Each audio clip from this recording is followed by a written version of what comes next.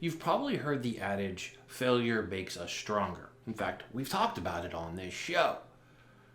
I'm going to introduce you to a man who the word I can't isn't in his vocabulary. Find out about our guest and why failure only makes this man stronger. Coming up next.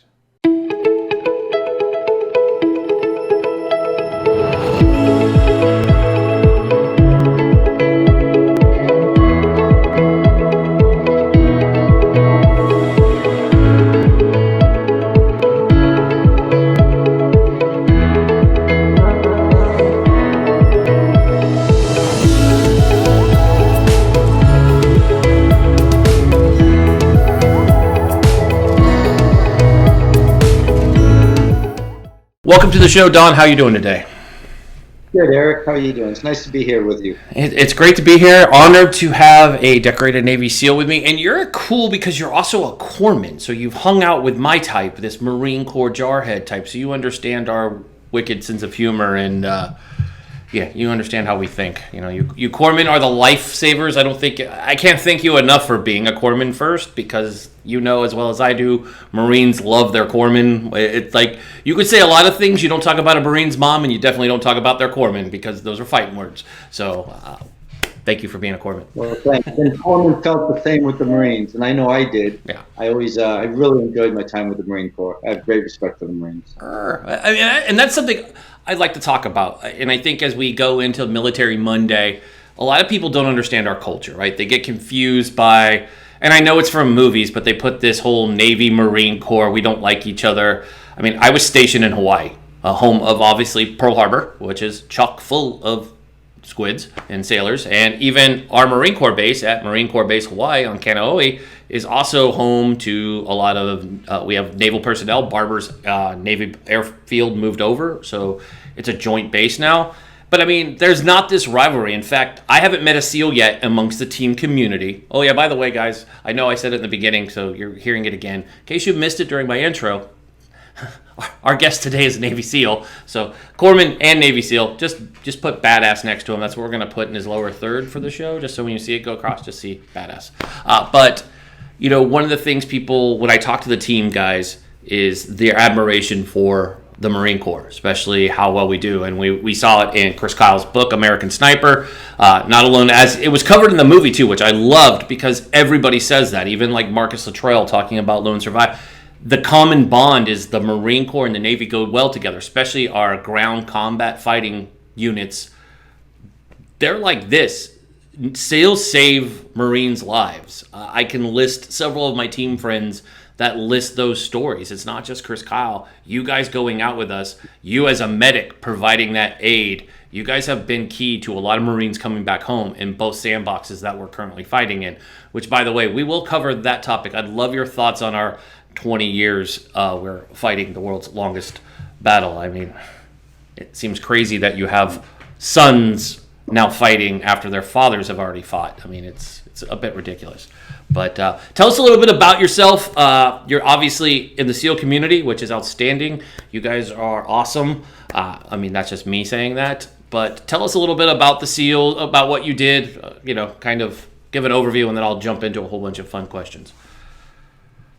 Well, Eric, basically, I had it very easy.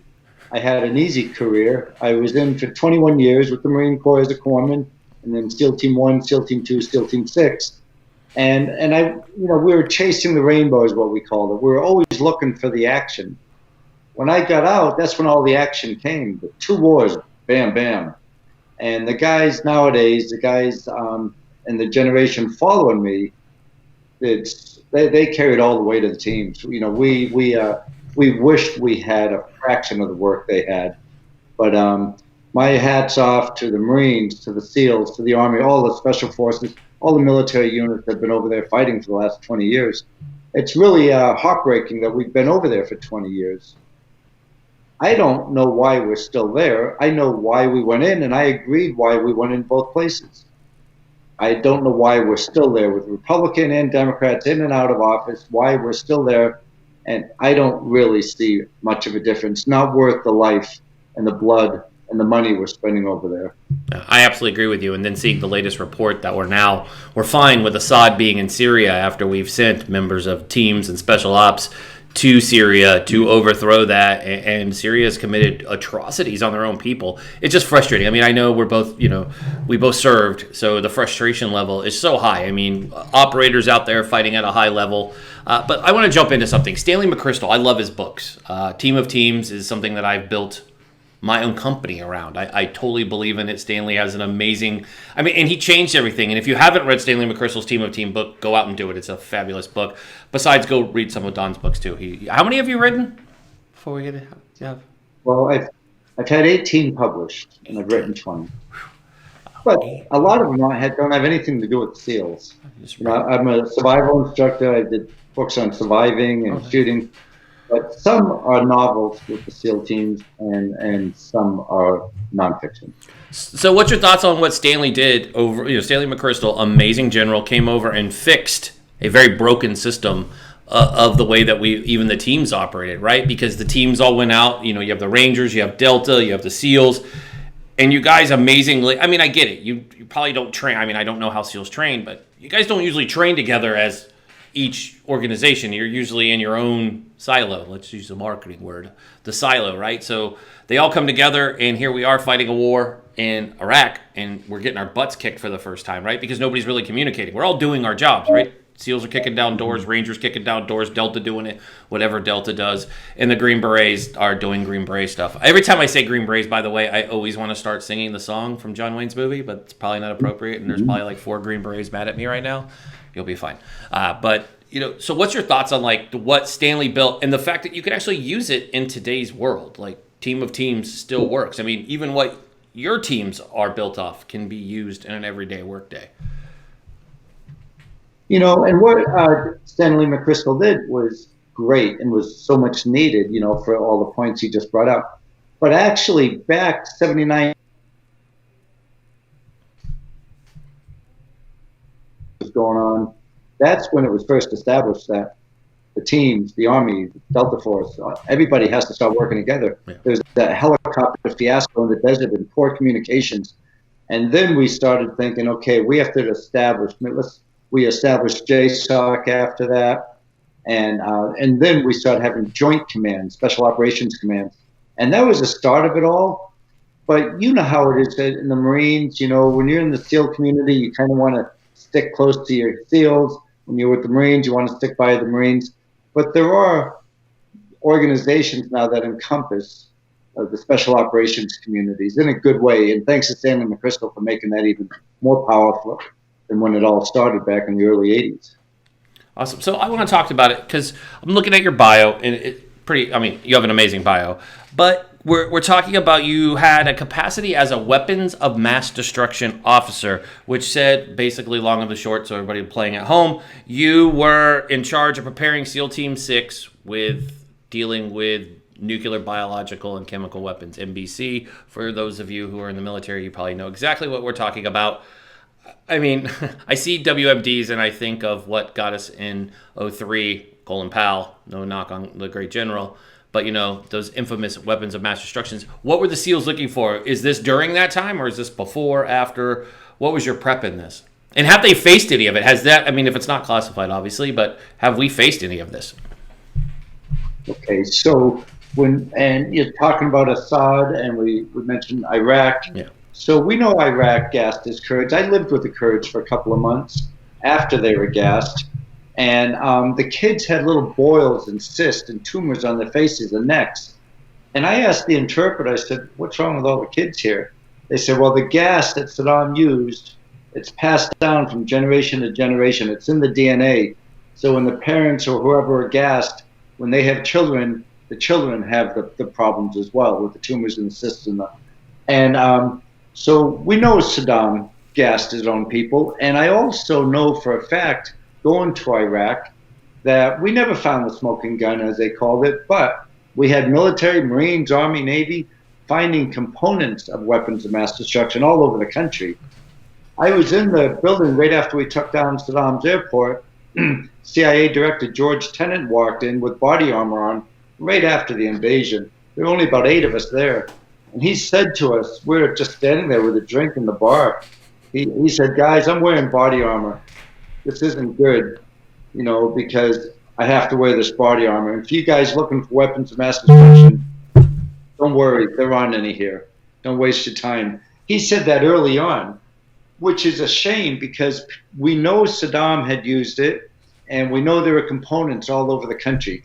My own belief is that they went up to Syria, and Saddam knew we were coming in. We broadcast the fact that we were coming. He had a whole underground network. It wasn't hard for him to get rid of things, and that's my belief. And for us to say what Assad's doing is okay, my God, he's a war criminal. He's killed so many people, and I'm totally against that decision as well. Just on a human standpoint, how do you let somebody like that get away with that?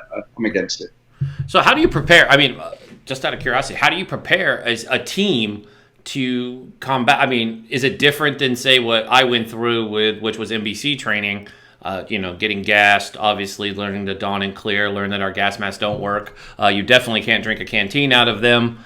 Yeah, the Marine Corps, we get the secondhand stuff. They're like, you're fine. Just don't drink water. You'll be cool. I remember those days of training. Obviously, in the teams, you guys get the brand new gear. You guys, the Navy has lots of money. You guys build really nice ships that give Marines lifts. And you have you guys who I think really get the budget. I've been around some of that community, and you guys have some of the best toys on the planet. I'd love to have some of your guys' toys because they're fun toys. But how do you train a team to prepare for that? I mean, that's a whole nother... just thinking of the team mission to go out and do what you guys are doing and then prepare for NBC, which is ultimate scary time, right? I mean, you think about people being gassed. That's ultimate scaredom. And I've been asked quite a few questions since this coronavirus. Yeah. How do you prepare? And I don't think our training was any different than yours in the Marines at the time. We would deploy with cruise boxes, Connex boxes filled with NBC, WMD gear, and we would learn to fight and learn to train, wearing the masks, wearing the gear, and trying to deal with shooting, moving, communicating, wearing all the gear. And we trained on an assault team level, not on a team level, meaning a 30-man team would go out and train with the WMD or NBC equipment. And we went to the gas house and we gassed ourselves. And we took off the mask and see how miserable it was and put it back on. But it wasn't any different than what I did with the Marines as well. And when I became the Weapons of Mass Destruction Officer at SEAL Team 6, I was the first one. And it was just one of the hats I wore at the time. I was the training officer there and the Weapons of Mass Destruction Officer. So you have a couple different jobs. But it was initially a one-person job. And then it got big. Then it turned to a 20-person division. And it just got bigger and bigger and bigger and got involved with JSOC. And we started working cohesively with the Army and Delta Force and Special Ops units in the Army. So let's talk about BUDS training, because there wouldn't be a conversation with a SEAL if we didn't talk about BUDS. So you went, so you were corpsman first, and then you obviously, it's a selection process, right, to go into BUDS for your guys' side of the house. That's how it works, right? I mean, I guess now you can actually go in to BUDS directly, but I do know, and I can tell, just you and we're older. I was a 90s Marine, so I know back then you weren't just going in and going straight SEAL. That wasn't the gameplay. There's a tryout. I know now it's a little different. I've talked to one of the youngest SEALs ever. I got to hear his swim story from the island in Phase 2 after you guys get done with your Hell Week. You guys go swim in the kelp, do that mile swim with chum in the water and all that fun stuff. You guys are crazy. We do 6 miles, actually. Oh, 6 miles. And chum. You're not denying the chum story. I love that. You guys are all like, yeah, we swim. Totally. Great white filled water. Anybody get bit? Nope, never. I'm like, do the sharks know something we don't know? Because you guys are swimming with, yes, ladies and gentlemen, these crazy folks go swimming. It's at night, too, right? Let's just make sure we decorate this story right. It's at night after you've watched a bunch of videos of shark attacks. That's what I was told was what happens. And then you go for a swim. True story? Yep. But, and all our dives are at night, so you're used to being in the water at night. But the only thing that worries people at night, well, I'll speak for myself, it worried me a lot of times. When you're swimming in the middle of the night and you're diving, and all of a sudden something swims by you and brushes your body. And all you can think about is that's how sharks taste their food before they eat it, with the scales. Yeah. But I've never been attacked by a shark. I snuck into a shark feeding once and was surrounded by hundreds of sharks. And I stayed on my knees with the wall behind me. And I had one friend, a shark was nibbling off his hose, and he grabbed it, and it was a little baby nurse shark. But I don't know anybody who's ever been attacked by a shark. See, that's amazing. See, and all the training and all the swimming you guys do, that's like no one's ever been attacked. I mean, Surfers probably have more attacks than combat divers. yeah. I would think. And you guys swim right by it. I mean, San Diego, especially when I think of San Diego, I know those waters, and I have friends that live there, and they surf, and I know the big fish that they've seen. They freely talk about them. I mean, they've canceled swims right there in that channel as you come in, where Nato's right there and the fleet's right there. They have triathlons and swims all the time, and they cancel them because they see 16, 20 footers, hanging out in the channel, and I'm like, and then who's on the other side training? SEALs. They're like, what's up? Like, I think you guys ride them or something. I don't know. You guys are like friends with them. I don't know. Like, I don't know what agreement the SEALs have. But what was that like going from the green side, being Corpsman, hanging out with jarheads, and going over to Buds? What was your experience like? Because I don't think Buds changed. Buds is just hard, period. Yeah. Well, for one, what you said earlier, that now you can kind of get a guaranteed program and get the invite to go to the door and get accepted to Buds and see how long you last. It wasn't like that when I went through. Actually, I went 4 years, which is why I was with the Marines at first, because when I came in and enlisted in the Navy, they said, okay, you have a choice, the Marine Corps or a big gray ship somewhere. I said, I really don't want either. I want to be a SEAL. They said, oh, you can't sign up to be a SEAL. Sign up for the Marines or a ship, and then you go apply for the SEALs.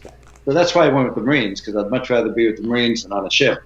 And anyways, a long story short, it did take, the Marines asked me, I was stationed in Okinawa, Japan, and they said, well, you want to go to Force Recon? I said, no, I want to go to Buds. And I didn't have a Navy chain of command. I had a Marine Corps chain of command.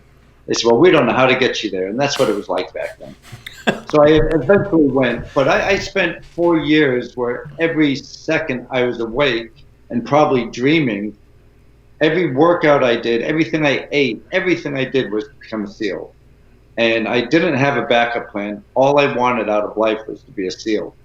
And so I visualized every single day of Buds, everything I knew about Buds, which wasn't much back then.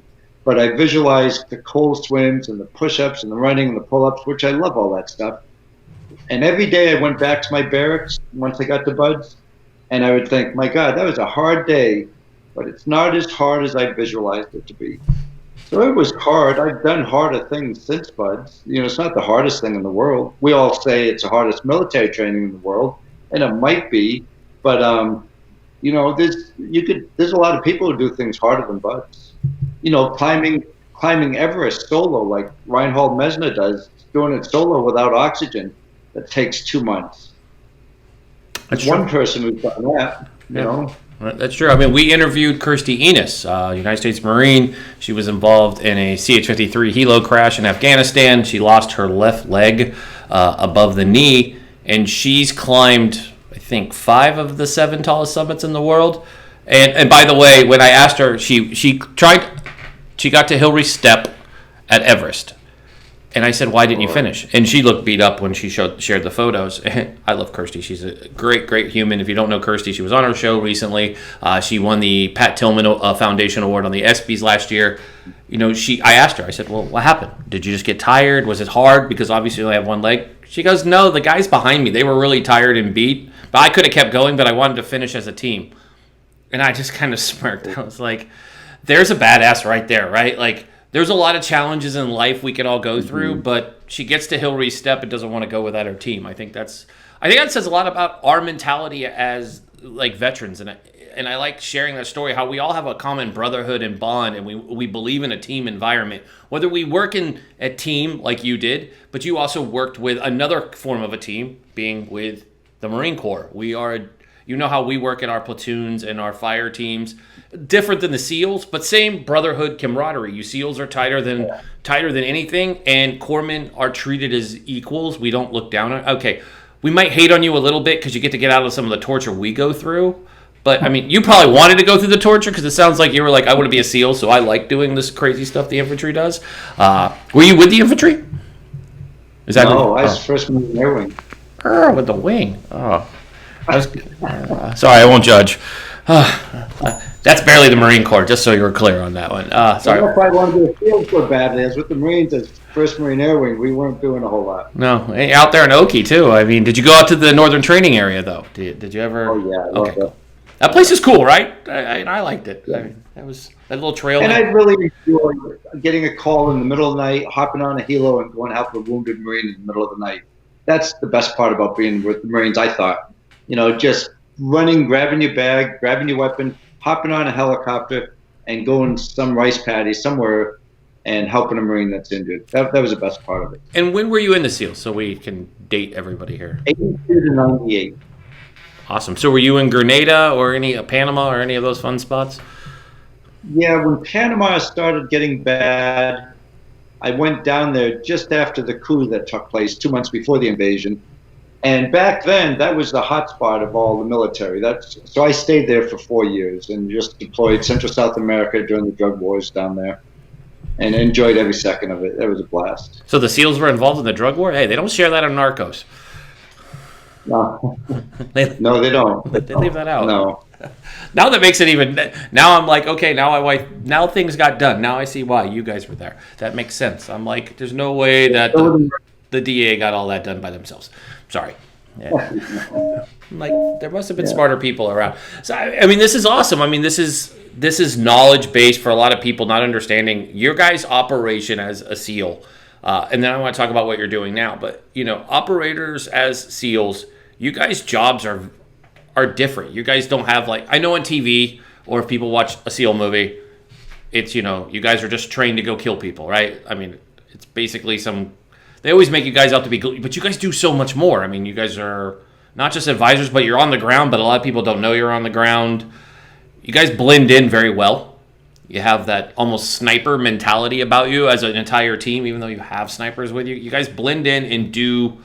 I mean, what would you say? Like, if people were to say, what does a SEAL really do? Because it's not like the movies at all. I'm sorry, Charlie Sheen, you guys aren't jumping off the bridge in Norfolk. You're not doing that. I mean, okay, probably some of you have. I'm almost confident SEALs have jumped off that bridge, but you're not doing. I mean, you're not living that life. SEALs are a very different world. You guys are obviously you're hanging out down in southern, South America, doing all this stuff. So, what would you break down like exactly what a team does? Well, you hit on a really good point that not many people ever talk about, I don't think, and that is we used to call ourselves the big hairy-chested frogman. The guy who's pounding his chest, walking around saying how tough he is. But that's the old days. The only people who do that now are right out of buds. The young SEALs might do that, but that wears off. What you have to be is the quiet professional and the break glass in case of war type guy, where you can fit in anywhere. You're not drawing attention to yourself, but if need be, you're there. The sheep, the wolves, and the sheepdogs type thing. The sheep are the people. The wolves are the terrorist or the criminal or the bad guy. The sheepdog looks like a sheep, but he is the one who protects the sheep, and that could be the sword or the shield. The Marines, the SEALs, law enforcement, military, we call that the sword and the shield. So the sword's protecting us overseas, and the shield back home with the great law enforcement folks we have here and the people.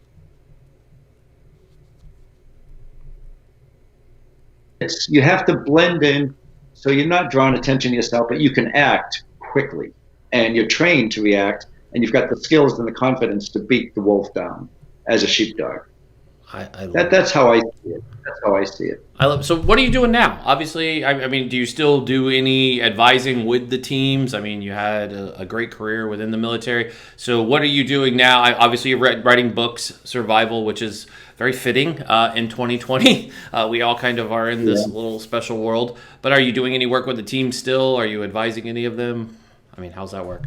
When I retired out of the Navy, I went right to work for a government organization, and I've been with them for 20 years, and that's part-time.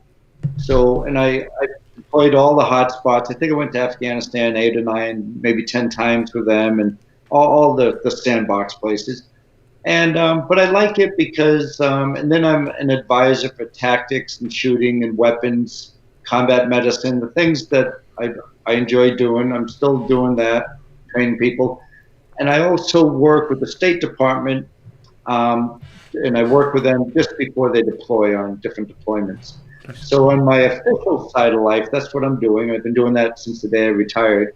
Unofficially, I'm still going. I like competing and I like pushing myself physically. I was up on Everest a couple of years ago and I almost died up there. I didn't get to the Hillary step either, but I was rescued off the mountain. I'm still recovering from that. My lungs filled with fluid, my brain cavity filled with fluid, and a bunch of people with us did die. And they had the same thing I did, but they were up higher and we couldn't get them off the mountain. And I'm trying to hit 60 miles on a bicycle, and I'm 62 years old and I've gone 53 miles an hour. I've never gone that fast in all my life, and I've raced bicycles now for 40 years. So I'm still pushing the limits, what I call reaching beyond boundaries. Last summer I went to Canada. I went on this reality TV show, but the good part about it was a 750-mile paddle to the Hudson River. And I just slept outside every night. And one night I come out of the woods after going to the bathroom, and a black bear was following me. It was really out there. There were polar bears out there. I lost 14, 15 pounds, I think, and without radios or cell phones or GPSs. So I try to set goals, and one of the goals was to compete in 1,000 competitions, endurance competitions. Well, I met that in the 80s, and I'm still competing. And I just like pushing myself. Before I was a SEAL, I did an Ironman. The year before, 2 years before, I did an Ironman when I was with the Marine Corps. And when I thought that was a big deal back then, but when I retired from the SEALs as an old guy, I did 2 Ironmans in one day. So that's what I mean. SEAL training's hard, but there's other things you can do that's harder. And that's what I go after. I just go after, I love pushing myself. I always do that. And training people to push themselves. I'm blown away that for some reason no one bothered to add. I mean, granted, you're a SEAL, it's badass. But as a Marine, I'm like, cool, you're a SEAL. I mean, you know how our communities are. We're like, awesome, you're a SEAL, I'm a Marine. You guys do awesome stuff. Marines do awesome stuff. Mad love. The fact your Everest story that wasn't shared with me always blows me away. If you don't mind talking about it, I'd love to ask questions because Everest, I'm fascinated by the thrill of it. I would never do it, just to be brutally honest. I love living on the edge. That's just a little outside my comfort zone. I mean, I'm the type of guy who my edge would be jumping in a shark cage and having a great white swim by me. That's cool. But climbing Everest, that's crazy. Talking to Kirsty, hearing her experience, your story clearly by just Googling you is amazing. I mean, you have the opportunity to climb Everest. It's a butt kicker already just when you're there because, I mean, you're up. That experience, you lost people on that. I mean, but a lot of people die on that mountain all the time. I mean, every documentary I've ever watched, it's very clear. Would you say your training as a SEAL helped you survive? Yeah. I got to put that in a different context a little bit, if you don't mind. Oh, go ahead. I think what we call combat mindset in the Marines and the SEAL teams, that powerful mindset, mine started developing years before I became a SEAL, which helped me to become a SEAL. But that same thing got me through these big competitions before I was a SEAL as well. But that surely grew and grew and grew throughout my 21 years in the military. So when I got out, and I was an older guy to go to Everest as the oldest guy on our team, and people were saying, you're the oldest guy on the team, but if you're not having any problems up here, I actually carried another bag up to base camp of a guy because he was choking and coughing along the way, and he summited the mountain. He's one of the 3 people who did. But a doctor got medevaced for HAPE and haste, cerebral edema and pulmonary edema. Our number one Sherpa stayed with us, but his assistant also got medevaced. Our number one Sherpa was Andre Dorje Sherpa, the most famous Sherpa in the world. I have pictures of him right here on my wall if you want to see it. But Andre and I, we spent a lot of time together. He saved many, many lives up there. The book and the movie Everest and Into Thin Air is about Andre Dorje Sherpa for the most part. And anyways, I was thinking every day, there's no place in this world I'd rather be than on Everest. I am so happy to be up here. I'm divorced. I don't have family issues. I could be alone.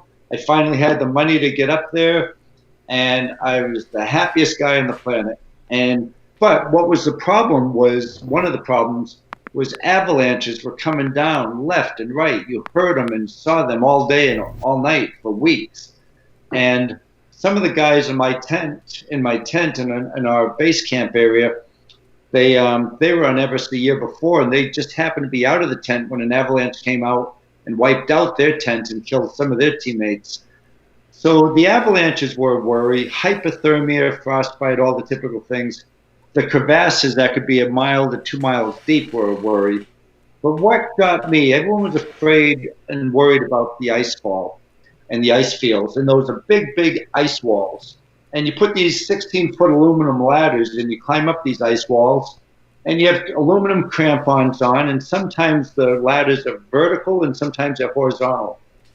And people are worried, walking across these ladders, aluminum on aluminum, looking way down to the center of the earth. And these ice walls sometimes move and shift up to a meter a day, and the ladders collapse. So a lot of things to worry about. Plus, there's dead bodies up there. There's about 200 dead bodies up there. And you make a right at Green Boots, and Green Boots is laying there frozen, and you put a flag over them, and you make a right at Green Boots. And what's worse than that, and I don't want to be too disgusting or anything, what's worse than the dead bodies is if a body blows off from one ledge onto another ledge and it shatters, and there's a limb here and a torso here, and it's intense. And the higher up you go, the harder it is to breathe, and it just keeps getting more intense. And that's what I live for. I couldn't have been happier being up there. And but what happened, I was feeling as strong as can be, and I'll say this quickly, but what happened, I was up on those ladders up the ice fall, I put my head down, and fluid started coming out of my nose and mouth, and I couldn't take a deep breath, and it felt like I was drowning. And then it got dark, I thought. It wasn't really dark, but I lost my color vision. And then I lost my memory.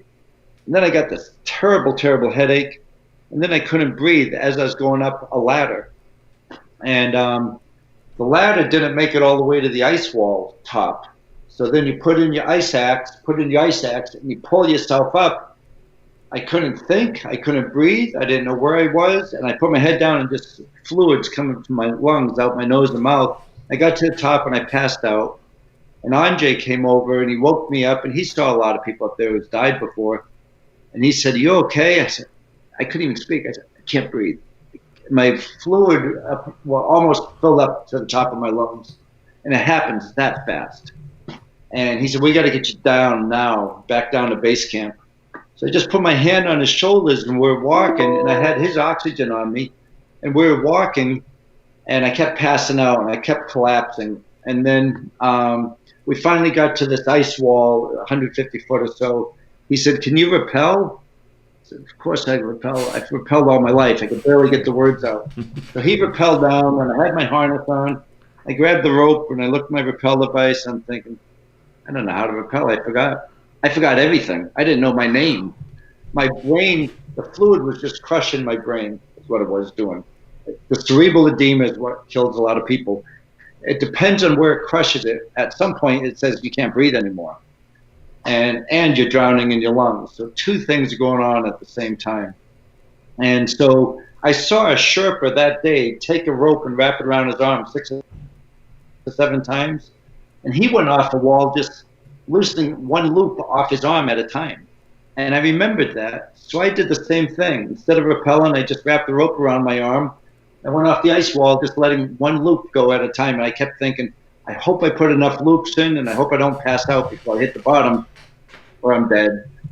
And I got back to base camp, and the doctor, the year before, when an avalanche came through base camp and killed all those people, she had a rock hit her in the leg, and it ripped open her thigh.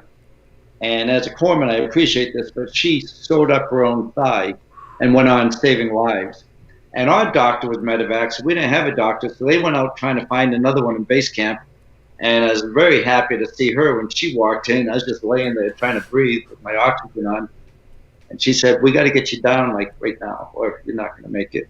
And she said it in a good bedside manner, you know. But the helicopter couldn't get in because there was a bad storm going on, so typical up there. So I spent a couple days off and on, not sure if I was going to make it or not. And I made it back down to Kathmandu. It's 1 hour straight down with a helicopter. And I'm still recovering from it. My memory will never be the same, but I remember what I forgot. It doesn't bother me because I don't know what it is, you know. And my lungs, they're not what they used to be. But I've never gone 52 miles on a bicycle, and I've done that since Everest. So I constantly reach for different boundaries. Is what my thing is in life. Seals was just it's not everything. Everything else, I'm going to keep living like that. That's awesome. I love this story. I mean, I'm blown away by it after watching all the. I mean, while you're over here, I was reading your story. It's amazing. I mean, yes, you're a badass, you're a SEAL, but this, I mean, to survive Everest to me is like the ultimate. Like, I mean, it's the top of the world, truly. I mean, I've talked to people who've climbed, made it to the top. They don't even have words to explain what the top are. I mean, I know people, I mean, obviously going 52 miles an hour on a bike, that's pretty badass. And you're making me feel like I'm lazy, and I exercise, I do everything, and I'm like, damn, dude over here saving the world, climbing Everest, you know, hoping he has enough loops to make it down. I mean, the whole story sounds bananas to me, and I'm like, I'm cool. I'm gonna live my vanilla life and be really happy with being vanilla, I guess. I thought I live on the edge. Nowhere near it. I'm like, nope. Don lives on the edge. Eric, you're over here safe. So it makes sense. So I appreciate you coming on, Don. It's been great. So much knowledge. Tell folks how they can find out about where to order your books. Before you go, let's talk briefly about, you have 17 books. Not all about Navy SEAL stuff, because I don't think you guys could. I mean, obviously, all SEALs write books. At least that's what I've been told. I think you guys all write books and make movies. That's what I've been told. Just kidding. Just kidding, SEAL community. Don't come at me. I don't need Jocko giving me the Jocko look and scaring me. But tell us what some of your books are about. You mentioned survival. Obviously, you have some titles about your time in the SEALs, which is amazing. But tell folks about some of your other books and how they could go find your books. Erica, and I'm not a businessman. I really don't even care how many people buy my books, to tell you the truth. So I never try to even promote my books. I don't try to promote the talks I do. But I can say, of all the books I've written, and I wasn't even a good student. You know, I was asked to write my first book. I was asked to write my second book, and it was things that I really didn't come up with the idea to write a book. But the books I've written, the one that I enjoy the most and the one I would recommend to other people would be Reaching Beyond Boundaries, because I've had generals, admirals, surgeons, top politicians, kids tell me that it helped change their lives and it helped them see the world a little bit differently. And that's the book I most enjoyed putting together, because I got to talk to these heroes of mine who motivated me in some way, and I was able to somehow get the message in a book. So there's athletes and there's business people and there's conservation people and astronauts, you name it, just different stories and how what they did motivated me, and I think can motivate others. And I think that Reaching Beyond Boundaries book is my favorite of all the books. Awesome. And where can folks go find those? Okay, I have a website. Okay. I think all SEALs probably have websites too. I beat you to it. But it's You're a good sport. You're a good sport. There's no way a Marine's not going to make his snide remarks just because we have to. It's what we do. Yeah, that's right. Yeah. But it's US Frogman with 2 N's, like my last name, .com. Awesome. And that's the website.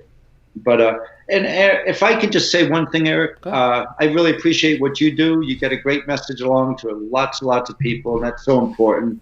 And you use your background, your sense of humor, your great personality to do it. It does a great thing for a lot of people. And if I could just say one thing to people in your audience, if I had one wish, it would be pick a goal, pick some big goal out there, make it the macro goal, and make a series of micro goals, and then reach that goal. And then make that big goal a smaller goal to make your way up as a stepping stone to the next bigger goal. And I really believe no matter who you are, a lot of people do that, but those who don't, I think those people will get more out of life than maybe if they didn't do that. That is sound advice. And Don, you truly are a person who lives that. The word "I can't" is clearly not in your vocabulary. I'm pretty sure that you've probably never used that word. And if it's gone through your brain, you probably never shared it with anybody because you probably just kept going on and on.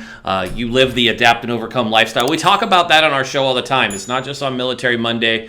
We do have a lot of first responders on our show. We have a lot of just everybody. And the number one takeaway from everybody, especially during these very trying times during COVID-19, and everything going on with civil rights and everything in our country and this election, which is everybody kind of batty, is adapt and overcome is a mindset. Well, you don't get yourself stuck in this gutter of sadness and depression. You've got to charge on. And I know it's hard for a lot of our brothers and sisters in arms. PTSD is something that affects all of us, and mental health. But I think, and I thank you for your kind words about our show, but folks like you inspire me because you have this belief that anything we could, it's always good to have another person who raises the bar even higher for each one of us. And for me, that's what I crave when I interview people. So folks like you, Kirsty Enos, people who overcome great obstacles because you believe I can do it and I'm going to. So it sends the message to other people. I mean, you could have, and I'm sure those people who died on Everest, some people just quit, right? They don't have that I'm not going to die. They just quit. I mean, we've seen it. You know from people who ring the bell. I know it from guys in the Corps who just quit. There is a mentality, and it's different, and it all starts up here because your mind does control everything. Your body can do anything. You and I both know that. There's not one person in the military that can't finish what they're doing because their body, we're trained to finish our goals. Your brain does everything, and you live this, I'm not going to fall for I can't. I'm going to continue doing it. So I appreciate you so much for coming on the show, sharing what you shared, that experience of Everest. That's very powerful to me. Thank you for sharing that with myself and our audience. I can't wait to have you back on. I just want to have you back on just to talk about more inspiration and, talk about everything going on in the world. It's been great, my friend. So thank you so much. I look forward to seeing you again. Good luck. Thank you so much. Let's get to the point